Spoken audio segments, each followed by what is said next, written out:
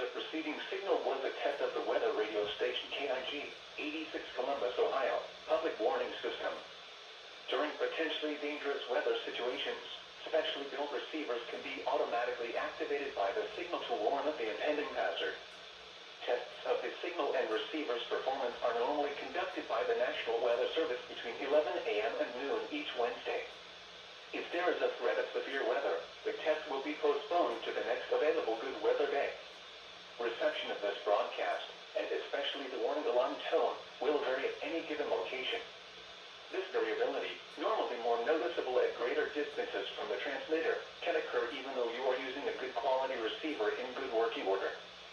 The warning alarm tone will be activated for hazardous watches and warnings for the following counties: Champaign, Clark, Delaware, Fairfield, Fayette, Franklin, Greene, Hocking, Knox, Licking, Madison, Marion, Morrow, Muskingum, Perry, Pickaway, and Union.